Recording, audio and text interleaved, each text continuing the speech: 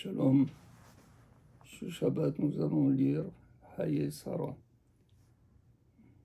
Haye Sarah est une paracha importante. C'est là où nous voyons le premier mariage dans la nation juive, la nation qui a été formée par Abraham. Donc le premier fils qui va faire le deuxième chaînon, la deuxième génération, se marie dans cette paracha. Et voici ce que dit le Midrash à propos de ce mariage. On sait qu'Abraham Avinu avait eu l'ordre de sacrifier son fils.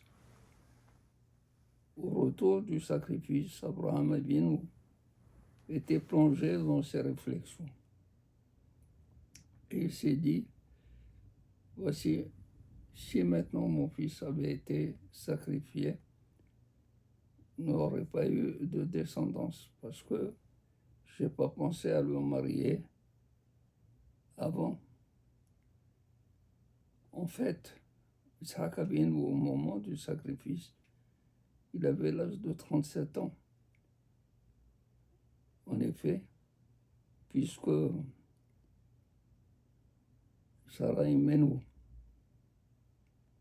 l'a enfanté quand elle a eu 90 ans, au moment de sa mort, parce que le Satan a vu qu'il n'a pas eu de succès auprès d'Abraham ni de Yitzhak.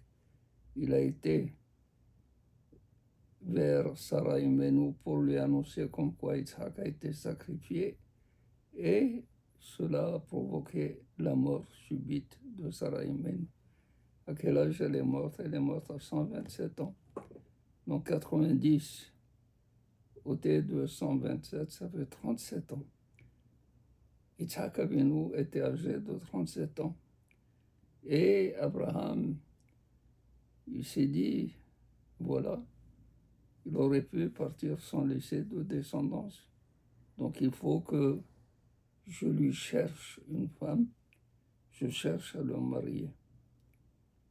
Et justement, Abraham Avinu Nitbasser, il a eu l'annonce de la naissance de Rivka dans la famille de Bethuel, le fils de Nahor. Bien, Rivka Imenu est née quand Yitzhak avait 37 ans. Pour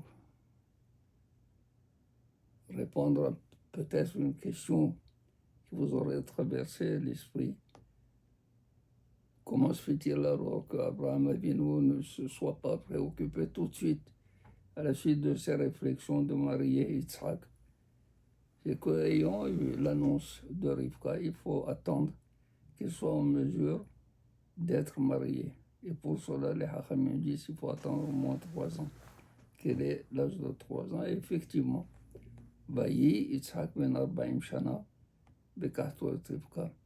Yitzhak avait l'âge de 40 ans quand il s'est marié à Rivka. Donc nous avons Yitzhak Avinu qui est assez grand, et quand il a fallu le marier, Abraham Avinu, qu'est-ce qu'il fait? Il appelle Eliezer.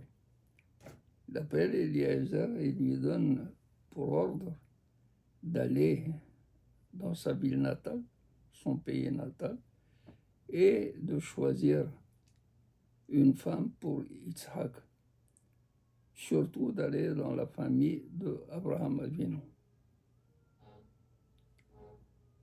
On pourrait se poser la question, pourquoi n'a-t-il pas envoyé Yitzhak lui-même? Yitzhak est assez grand pour se choisir la femme qu'il veut marier, avec qui il veut passer sa vie. C'est ce qu'on dit aujourd'hui. Mais non, Abraham Avinu, il a dit, un homme quand il veut choisir une femme, il n'est pas tellement objectif. Il ne cherche pas à voir les choses d'une manière très objective. Il le voit de ses yeux et il pourrait être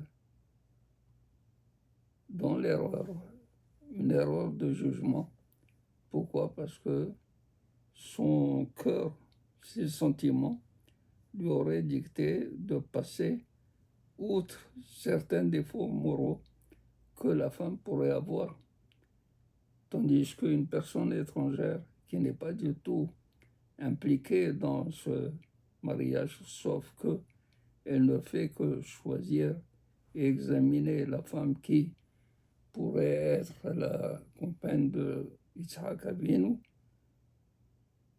il va le faire avec beaucoup de conscience, avec beaucoup de soin, de manière à faire très attention à tout.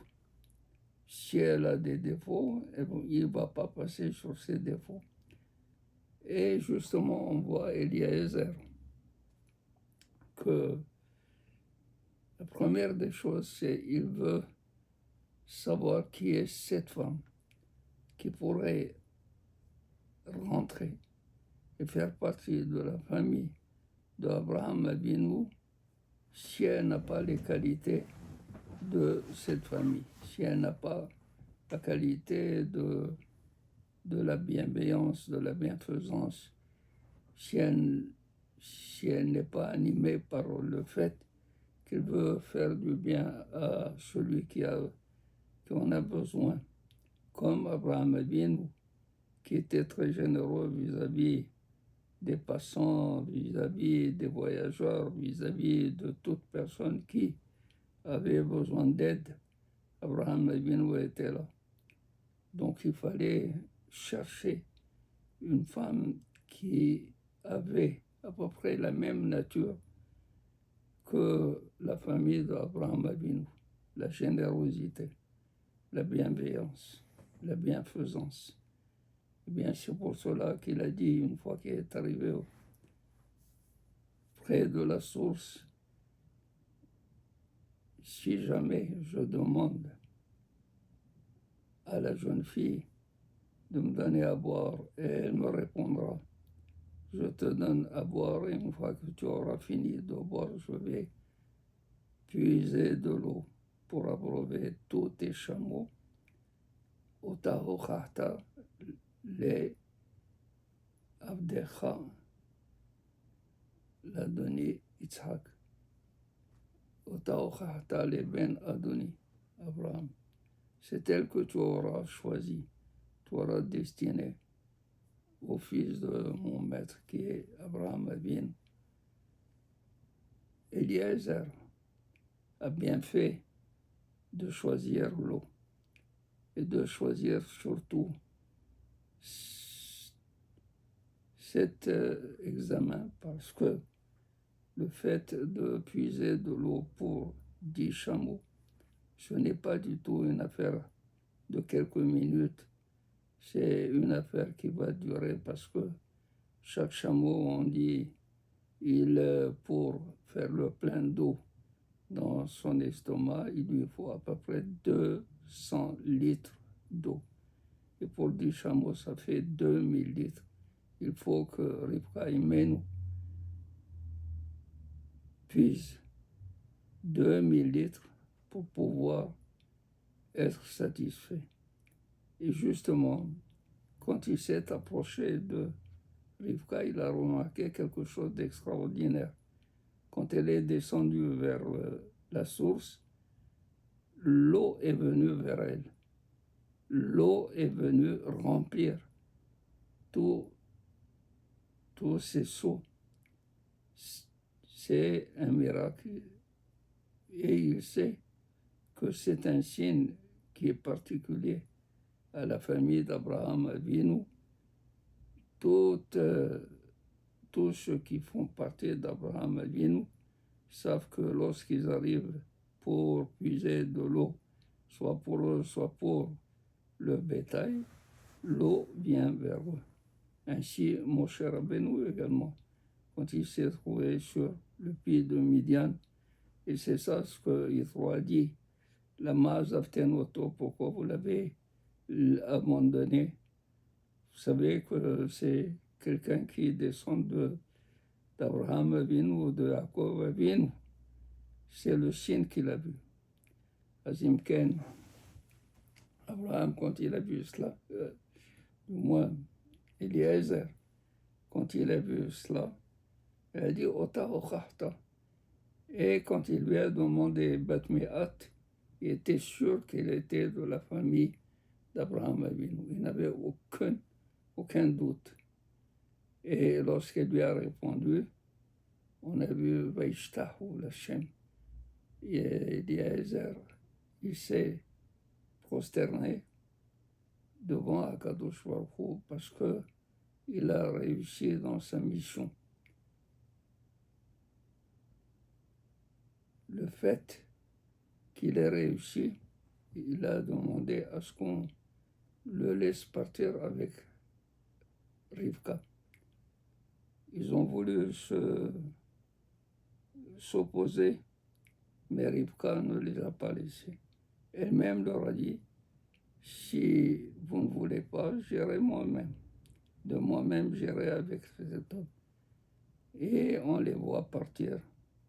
Et quand Yitzhak Avinu a vu Eliezer, il lui a raconté tout ce qui s'est passé.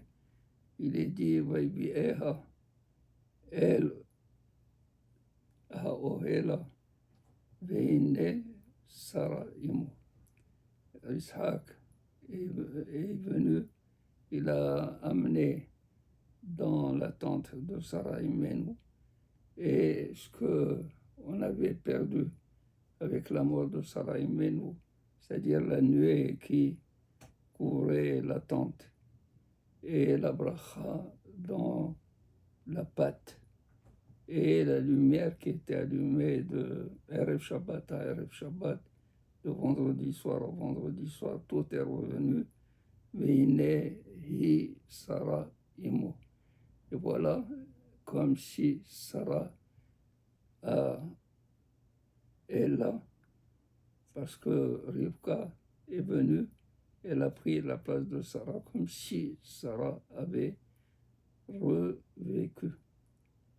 Voilà, c'est le premier mariage célébré dans la Bible. Et c'est comme ça qu'il faut voir le mariage, pas la lechet taharea inaim et dire voilà, elle me plaît, je l'ai vue. On a vu que Shimshon, il a dit ki yashra be'enai, c'est elle qui m'a plu. Les Hachamim disent pourquoi les Philistins lui ont crevé les yeux parce qu'il est parti après les yeux. Ça machma qu'il faut choisir l'intérieur et non pas l'extérieur. Il faut choisir ce qui est les qualités sur quoi elle est basée, la femme, plutôt que l'apparence qui est extérieure. Bruchim Tiyu, Shabbat Shalom, Mevora.